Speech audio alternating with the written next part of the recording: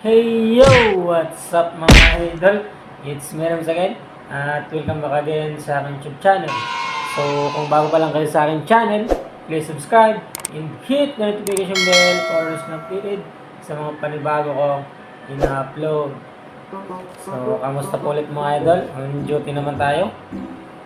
So for today's vlog mga idol ay gagawa naman ako ng about sa yung nagtatrabaho ko dati sa enterprises. So, mga idol, ang gagawin ko ngayong vlog ay ang title nito ay ano nga ba ang ginagawa sa mga damaged item or bad order sa enterprises. So, mga idol, bago ko muna yan sagutin, ay quick intro muna tayo.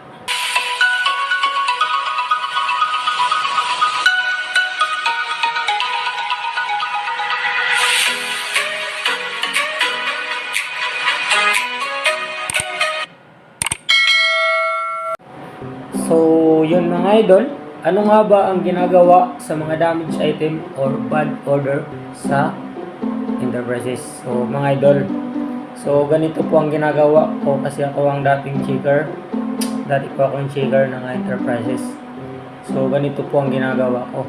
So, after check ko po ng mga damaged item or bad order na bagong deliver, so ang ginagawa ko po mga idol ay kino-complain ko at report ko yung lahat ng damage item pagkatapos kong ma-check lahat ng item na bagong deliver. So yun po, magko-complain ka lang ng mga damage, lahat ng damage na bagong dating mga idol sa warehouse sa pinanggalingan. So yun po.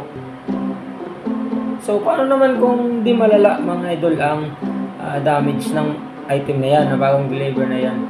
So, mga idol, ang ginagawa ko ay nagtatanong ako sa pinakataas sa amin, who is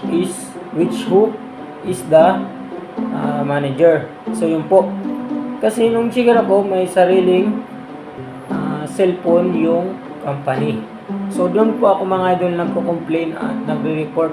So, kachat ko po doon mga idol ang aming manager. So, yun po. Yun po. Then, ang isend ko mga idol ay ang item at ang damage ng item din ang presyo ng tawag nito. Presyo ng item na yan. Ang damage item na yan. Then, ang gagawin niya ay didiscountan niya mga idol kung magkano yung discount niya po. So, yun po ang ginagawa, dinidiscountan ko siya kung halimbawa di malala ang damage ng mga bagong dating na item. So yun mga idol. Then kung malala naman mga idol ang damage, ang ginagawa ko ay rini-return ko sa warehouse. So paano ko nga ba rini-return? So mga idol, in-return ko, gumagawa ako ng resibo. So mga idol, sa resibo naman, ang nakalagay dyan ay ang description ng item. Anong pangalan ng item na yan? Then kung ano ang damage ng item na yan, ilan ba ang quantity ng item na yan. So yun po ang nakalagay sa resibo sa pag-return ko.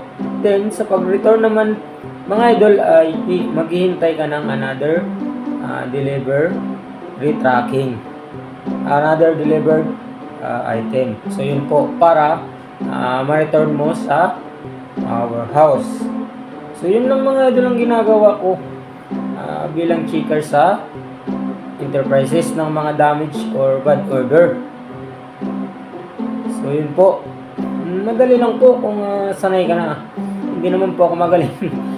Hindi naman po ako kagalingan, pero true experience lang mga idol. Yes mga idol, true experience lang. Doon po ako natuto sa pagiging checker.